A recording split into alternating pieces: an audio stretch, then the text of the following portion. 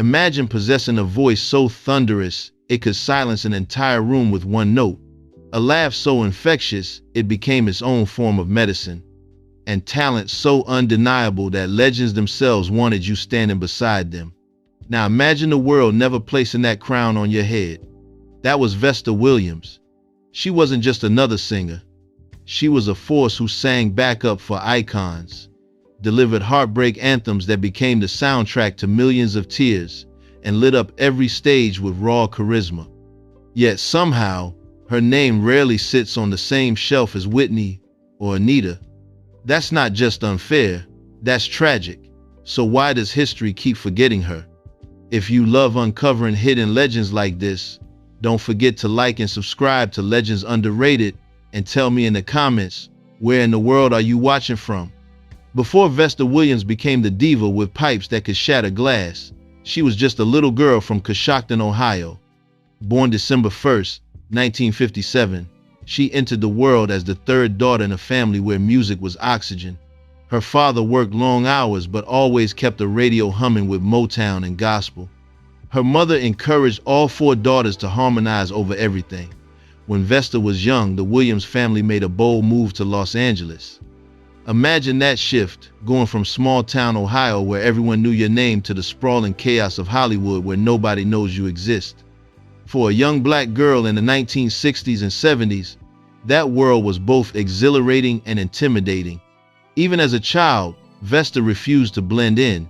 She was loud, funny, magnetic. Teachers noticed her wit. Friends flocked to her laughter. And when she sang, it wasn't just notes, it was emotion pouring out. At grade school talent shows, people knew this girl had something special, but life wasn't easy. Money was tight. Society made young black girls feel invisible unless they fought to be seen. Vesta learned that confidence was built brick by brick, note by note. By her teenage years, she was chasing every stage. Hollywood high school performances, talent competitions, local gigs. She didn't just sing, she performed with commanding presence. Her sisters harmonized with her at home.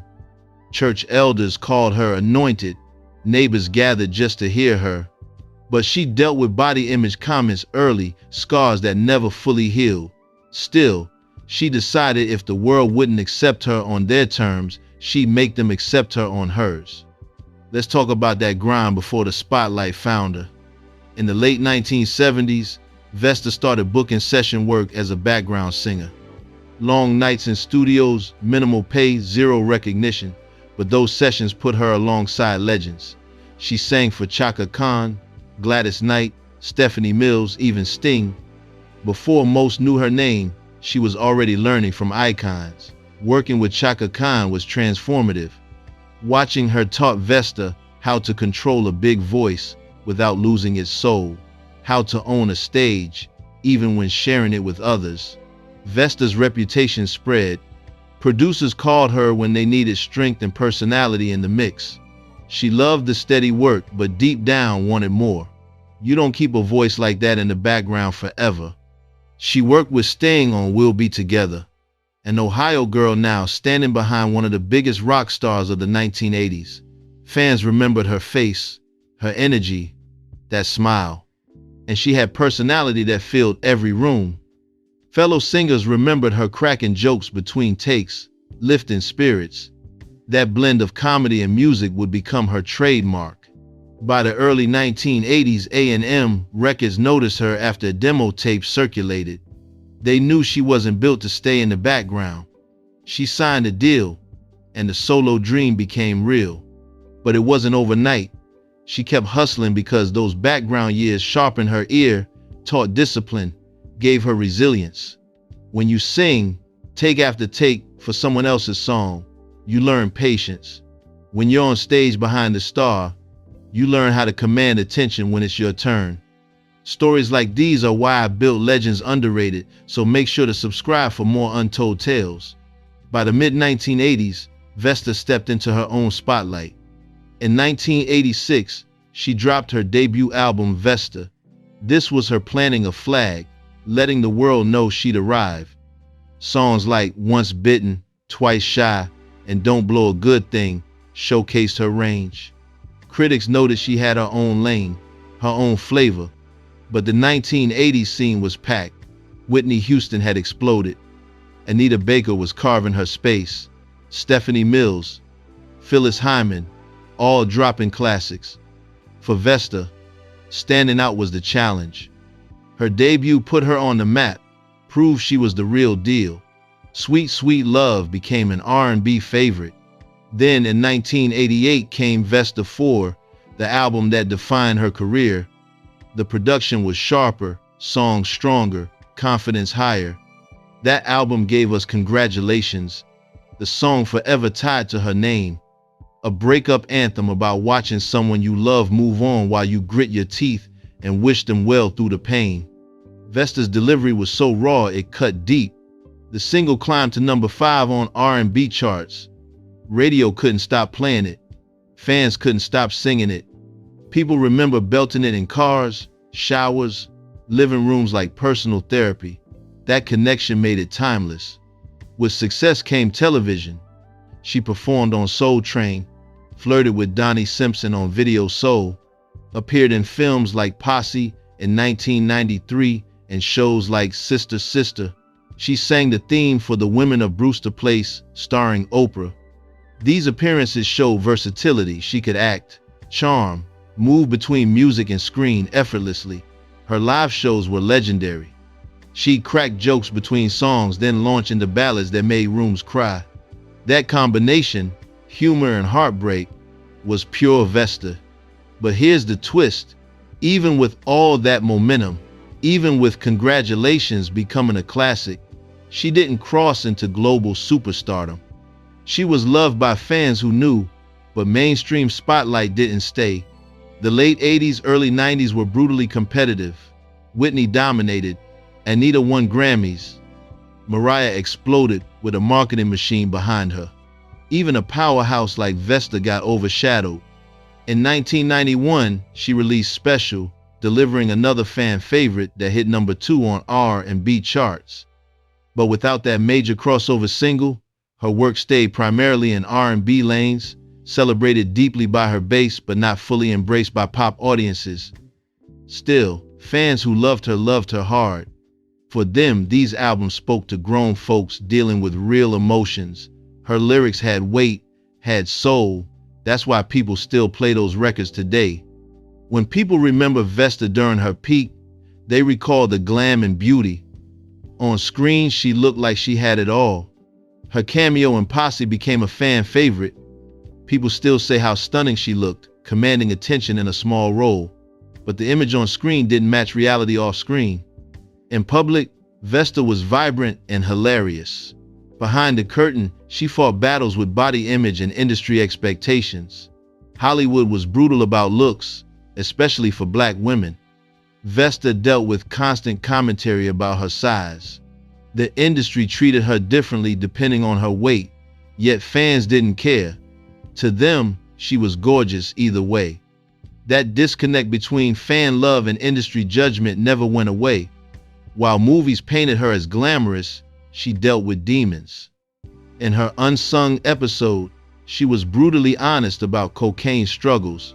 She shared the shocking moment realizing she could see through her nose septum, a consequence of her habit. That wasn't the polished image people saw. That was raw, painful truth showing the price of keeping up with an industry demanding perfection while offering little support. Vesta never lost her humor though. Even acknowledging struggles, she made people laugh. Fans remember her as hilarious as much as talented. That duality, laughter outside, pain inside, was her story. Here's where things got darker. For every spotlight moment, shadows waited. The music business is cold. For black women, pressure to look a certain way was relentless. When Vesta was fuller figured, executives whispered she needed to slim down. When she lost weight, critics still talked. You can't win either way. Fans loved her regardless, but the industry treated her like her voice wasn't enough without their preferred package. That judgment weighed heavy. Part of what fueled her addiction was the grind. Being underrated means constantly working twice as hard for half the recognition. Watching peers skyrocket while you fight for radio spins crushes your spirit. Vesta spoke about established artists being jealous of her. That's the industry, competition so fierce it eats its own. She wasn't just climbing, she was fending off shade from above.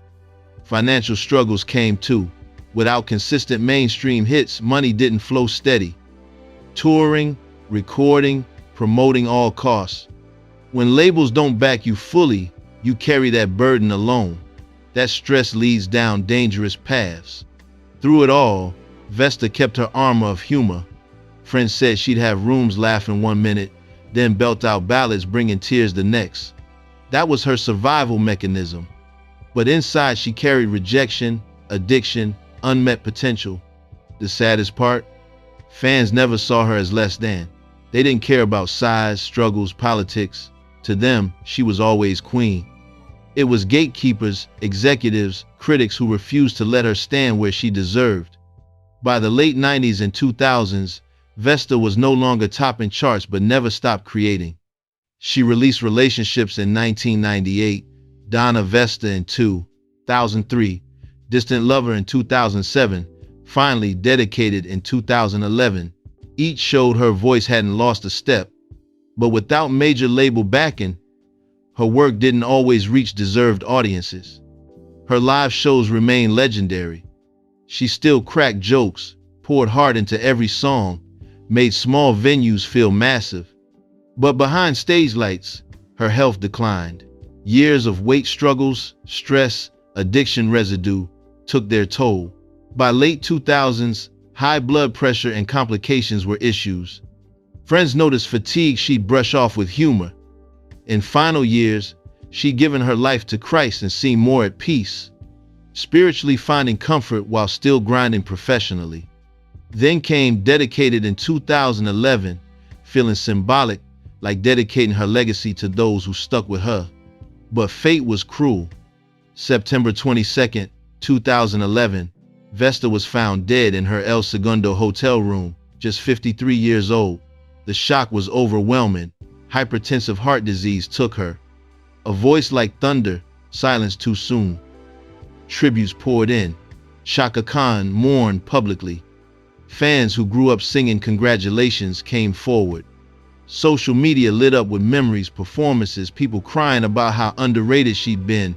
Even in death, that word followed her. She had talent to stand with the greatest, but recognition never matched. At her memorial, people remembered not just the voice, but the woman. The jokes, the laugh, how she made people feel special. She didn't just sing to you, she connected with you. This twist shocked the world, and if you never want to miss stories like this, subscribe to Legends Underrated today. When you talk legacy, Vesta proves chart positions don't tell the whole story. Congratulations will always be her signature, that rare track outliving time. Heartbreak doesn't go out of style, and Vesta's delivery made it timeless.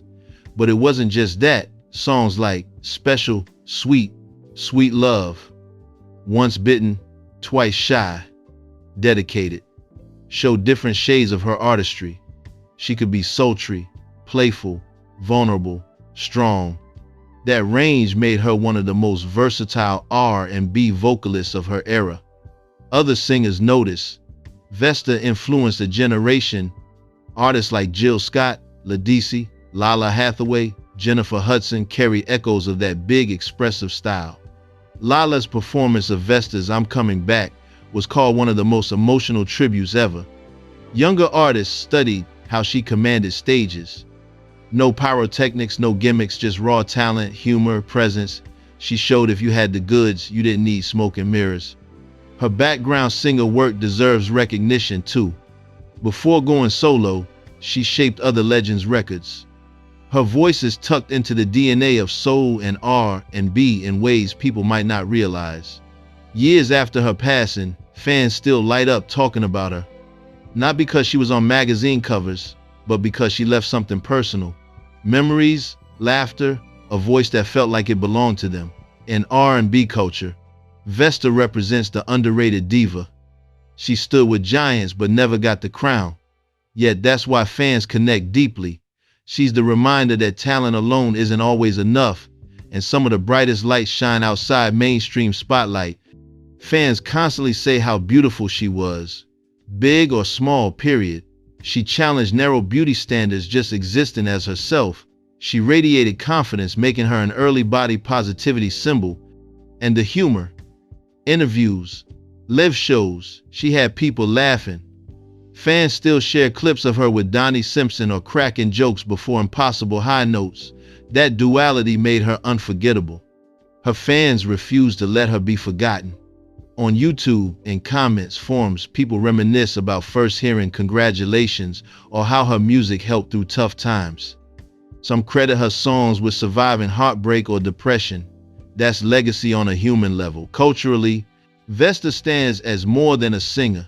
She's a symbol of resilience, humor, beauty on her own terms. The industry may not have crowned her, but people crowned her queen in their hearts. And that throne lasts longer than any chart position. When you look back at Vesta Williams' life, it's impossible not to feel awe and sadness. Awe because she was one of a kind. A powerhouse, vocalist, comedian, beauty, presence lighting up any room. Sadness because she never received full recognition while here. From Coshocton to Los Angeles to world stages, Vesta lived the journey. She paid dues as a background singer behind Chaka Khan and Sting. She carved her lane with Vesta and Vesta 4, delivering sweet, sweet love and unforgettable congratulations. She showed up in films, television, countless performances leaving audiences breathless. At her peak, she seemed unstoppable. Yet the industry didn't crown her. While Whitney, Anita, Mariah were lifted to superstardom, Vesta got left in shadows. She wasn't lacking talent, she had more than enough. But timing, politics, bias played their part. Sometimes the most gifted voices don't get deserved platforms. Behind the curtain, she fought demons. Addiction, body image struggles, financial stress left scars. But she never stopped performing, laughing, giving. Her humor kept her human. Her honesty made her beloved. Fans respected she wasn't afraid, admitting flaws because that made her real. Her passing in 2011 at 53 was shocking. But even in death, she left love and remembrance. Tributes reminded everyone that while industry underrated her, people never did. So what do we make of Vesta's story? Maybe it's a lesson about resilience. Maybe it's how greatness isn't measured in awards or sales. Or maybe it's how we as listeners carry power to keep artists alive by remembering, sharing, honoring their gifts. Underrated doesn't mean forgotten. Underrated doesn't mean unloved. Vesta Williams will always reign in hearts of those who felt her music, laughed at her jokes, saw her perform. She was and is a queen. Do you think Vesta deserves remembering alongside Whitney, Anita, Phyllis, and all the powerhouse divas of her era? What's your first memory hearing congratulations? And the bigger question, how many more artists like Vesta are out there underappreciated, waiting for us to give them flowers before it's too late? Drop it in the comments. Share your stories, favorite songs, moments when Vesta's music carried you through, because that's how we honor her legacy. That's how we make sure, even if the industry didn't give her everything, the people still can. Legends. Underrated isn't just a title, it's the truth, and Vesta Williams is living proof.